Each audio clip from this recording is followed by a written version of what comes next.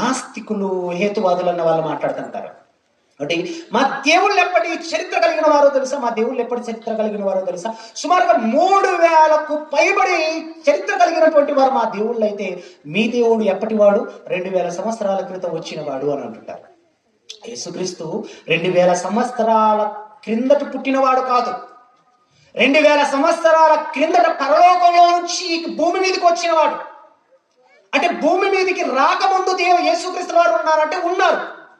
ఆయన గూర్చి చూడండి, మీకు ఎందరు ప్రవక్తలు మీరు చూడండి, బైబిల్లో ఎందరు ప్రవక్తలు ప్రవచించారో, ప్రవచించిన ప్రవక్తలందరూ యేసుని గూర్చే ప్రవచించారు. మీరు ఎందరో ప్రవక్తలు చూడండి. యెషయా ప్రవక్త గురించి మాట్లాడాం కదా, యెషయా ప్రవక్త గురించి అని ఇంతవరకు అన్నగారు మీకు చూపించారు కదా. యెషయా గ్రంథం 9వ అధ్యాయం 6వ వచనంలో, ఏలైనగా మనకు శిశువు పుట్టెను, కుమారుడు అనుగ్రహింపబడెను, ఆయన భుజముల మీద రాజ్యభారం ఉండు అన్నాడు. ఎందుకు ఈ ప్రవచనాన్ని ప్రకటిస్తున్నాడు అంటే, ఇదిగో ఒక రాజు రాబోతున్నాడు, ఒక రక్షకుడు రాబోతున్నాడు. ఆ రక్షకుడు ఏం చేస్తాడు అన్నది 7వ వచనంలో మాట్లాడాడు. చూడండి ఒకసారి 7వ వచనం మీరు చూడండి.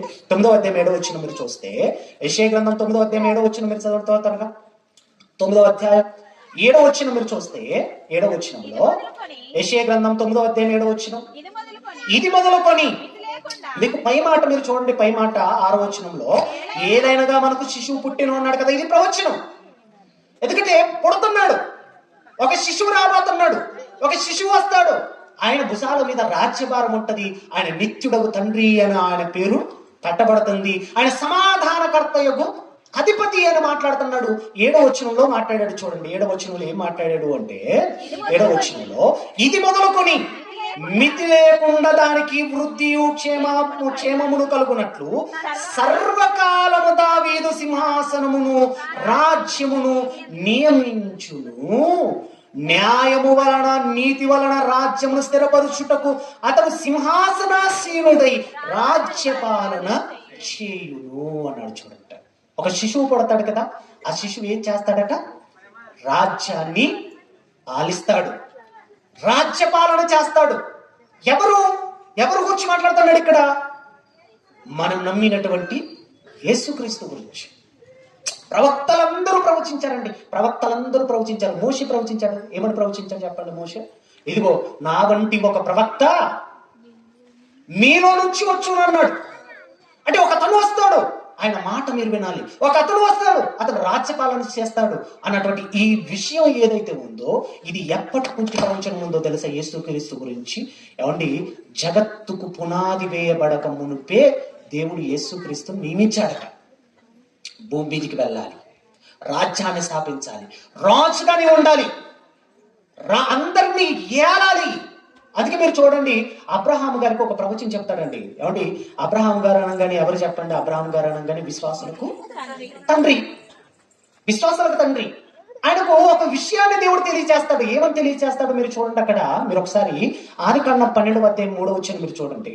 ఆదికాండము 12వ అధ్యాయము 3వ వచనం మీరు చదవగలిగితే, 3వ వచనం మీరు చదవగలిగితే, నిన్ను ఆశీర్వదించు వారిని ఆశీర్వదించేస్తాను. అబ్రహాం, నువ్వు భయపడకయ్యా, ఇదిగో నువ్వు దేశాన్ని విడిచిపెట్టేస్తున్నావు, నీ బంధువులు విడిచిపెట్టేస్తున్నావు, నీకు కలిగిన సమస్తాన్ని కూడా, అన్నిటినీ, నీ దేశాన్ని, నీ బంధువులను, నీ ఇంటిని అన్నిటిని వదులుకొని వస్తున్నావు కనుక నీకేంటో తెలుసా? నువ్వు భయపడుకో. నిన్ను ఎవరైతే ఆశీర్వదిస్తారో నేను వారిని ఆశీర్వదిస్తాను, ఎవరైతే నేను దూషిస్తారో వాళ్ళని నేను శపించేస్తానని చెబుతూ ఒక మాట మాట్లాడాడు. చూడండి, చక్కటి మాట మాట్లాడాడు. అక్కడ ఏం మాట్లాడాడు? భవిష్యత్ కాలంలో ఆయన చేస్తున్నటువంటి ఆ రాజ్య పాలన గురించి మాట్లాడాడు. అక్కడ ఏమని మాట్లాడాడు చూడండి ఒకసారి. శపించెదను, భూమి యొక్క సమస్త వంశములు నీ యందు ఆశీర్వదింపబడునని అబ్రహాముతో అనగా అన్నాడు. చూడండి, అంటే ఒక నీ యందు, భూమి యందున్న సమస్త వంశాలన్నీ ఏమైపోతాయి అన్నాడు? ఆశీర్వదింపబడతాయి. అంటే నీ యందు ఆశీర్వాదం నీకు వాగ్దానం చేశాను, నీ సంతానాన్ని బట్టి నేను ఆశీర్వదిస్తున్నాను. ఆ సంతానం ఎవరో కాదు, యేసుక్రీస్తు గురించి రాయించాడు అక్కడ, యేసుక్రీస్తు గురించి. అందుకే ఈరోజు చూడండి, సమస్త వంశాలన్నీ యేసుక్రీస్తట ఎవరికి ప్రభు అని రాయబడింది? ఎవరికి ప్రభువు? యేసుక్రీస్తు అందరికీ ప్రభు, అందరికీ, ఇజ్రాయేలీలనే కాదు, యూదులనే కాదు, దేవుణ్ణి నమ్మినటువంటి క్రైస్తవులకు మాత్రమే కాదు, భూమి మీద పుట్టినటువంటి ప్రతి వ్యక్తికి, భూమి మీద మానవ ఆకారాన్ని ధరించుకొని జీవిస్తున్న ప్రతి ఒక్కరికి కూడా ఆయన ఎవరట? ప్రభువు. ఆయన వలన భూలోక వంశములన్నీ ఏమైపోతున్నాయి? ఆశీర్వదింపబడతాయి. అదే మాట గలతీలో రాసిన, చూడండి ఒకసారి. గలతీలకు రాసిన పత్రిక 3వ అధ్యాయం 17వ వచనం మీరు చూస్తే, గలతీలకు రాసిన పత్రిక 3వ అధ్యాయం 17వ వచనం మీరు చదవండి ఒకసారి. 3వ అధ్యాయం 17వ వచనంలో, గలతీలకు రాసిన పత్రిక 3వ అధ్యాయం 16వ వచనం మీరు చదవండి. 16వ వచనంలో అబ్రహామునకు, 16వ వచనంలో అబ్రహామునకును అతని సంతానమునకును వాగ్దానములు చేయబడ్డాయి.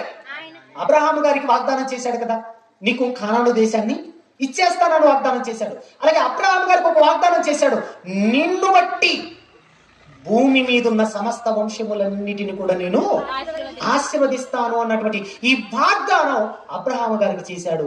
ఆ వాగ్దానం చేసినటువంటి ఆ కుమారుడు, ఆ వాగ్దానం చేసినటువంటి ఆ సంతానం ఎవరు? ఇక్కడ పౌలు గారు రాయిస్తున్నారు. చూడండి ఒకసారి, మీరు చూడండి అన్నమాట.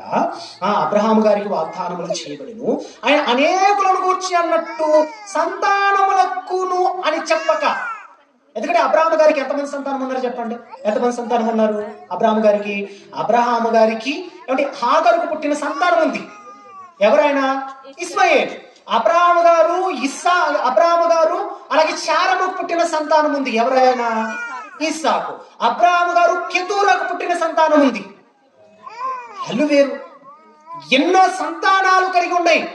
కానీ అక్కడ అంటున్నాడు, ఒకని గూర్చే అన్నాడు. ఆ ఒక్కడెవరో చెప్పాడు. చూడండి అక్కడ మీరు చదవండి ఒకసారి.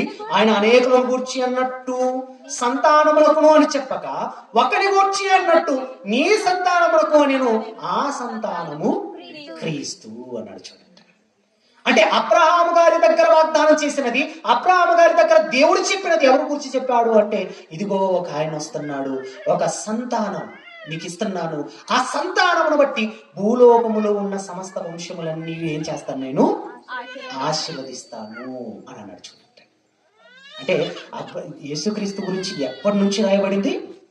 యేసుక్రీస్తు వస్తాడు అన్నటువంటి సంగతిని, యేసుక్రీస్తు రాజ్యాన్ని స్థాపిస్తాడు, ఆయన వల్ల భూలోక వంశములన్నీ ఆశీర్వదింపబడతాయి అన్నటువంటి ఈ విషయాన్ని ఎప్పటి నుంచి దేవుడు తెలియచేస్తున్నాడు అంటే, ఇదిగో అబ్రహాము గారి దగ్గర నుంచి తెలియచేస్తూనే ఉన్నాడండి. అబ్రహాము గారు, అలాగే మోషే గారు, ఎందరో ప్రవక్తలు ప్రవచించారు. ఆ ప్రవక్తలందరి నోట ఎవరి మాట ఉంటుందో తెలుసా? ఇదిగో యేసుక్రీస్తు గురించి. యేసుక్రీస్తు గురించి ఆయన గురించి రాయిస్తుంటాడు, ఆయన గురించి చెప్తుంటాడు. అందుకే ఈ సర్వ సృష్టికి ఆధార సంభూతుడు ఎవరో తెలుసా? యేసుక్రీస్తు. ఈ సృష్టికి మూలం ఎవరో తెలుసా? యేసుక్రీస్తు. ఆయన 2000 సంవత్సరాల క్రిందట పుట్టినవాడు కాదు. 2000 సంవత్సరాల కంటే ముందు, జగత్తు పునాది వేయబడక ముందే ఉన్న ఆయన గురించి ఎంతో ప్రవక్తలు ప్రవచించారు. రాజులు అంటే అందరూ కూడా ఆయన గురించి తెలియచేస్తూనే వస్తున్నారండి. ఆయన ఏదో నిన్నమన్న పుట్టాడు అనుకుంటే చాలా పొరపాటు మీరందరూ. అందుకే చూడండి, అంటే ఆయన పుట్టాడని ఏం చేస్తుంటారు తెలుసా? చర్చిల ముందు ఒక సెట్ వేస్తారు. చూడండి, ఒక సెట్ వేసి ఏం చేస్తుంటారు? ఒక చిన్న ఒక గుడిసెల వేసేసి అందులో ఒక తొట్టి పెట్టేస్తారు. తొట్టిలో ఒక చిన్న బాలుని పెట్టేస్తారు. ఈ 2000 సంవత్సరాల క్రితం పుట్టిన ఆయన ఇంకా బాలుడుగానే ఉన్నాడా? పెరగలేదా? నీ కొడుకు సంవత్సరం కిందట పుట్టాడు, అంతే ఉన్నాడా? పెరిగాడా? 5 సంవత్సరాల కిందట పుట్టాడు, అంతే ఉన్నాడా? పెద్దగైపోయాడా?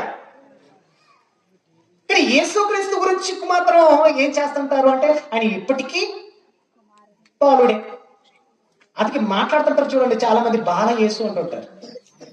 ఎందుకు? ఆ యేసు పెద్దగోగలేదా? పెరగలేదా?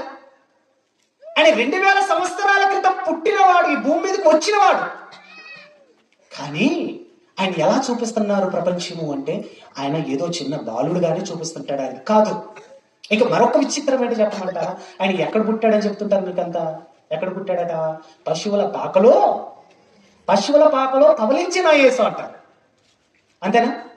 మీకు పాటలన్నీ చూడండి, ఏం పాటలు ఉంటాయి? పాటలన్నీ చూడండి, ఏ పాటలు ఉంటాయి? పశువుల పాకలో పుట్టిన నా యేసు. అసలు పశువుల పాకలో పుట్టాడా, లేకపోతే ఆల్రెడీ పుట్టి అక్కడ స్థలం లేనందున పశువుల తొట్టిలో పెట్టారా? స్థలము లేనందున ఎక్కడ పెట్టారు? పశువుల తొట్టిలో పరులు పెట్టారు. మరి పాటలు అన్ని చూడండి మీరు. అంటే బైబిల్ అనేది ఒకటి చెబుతుంటది, మనం చేసేదాన్ని మరొకటి చేస్తుంటది. బైబిల్ చెప్పింది ఒకటి, మనం చేసేది మాత్రం మరొకటి. మీరు చూడండి.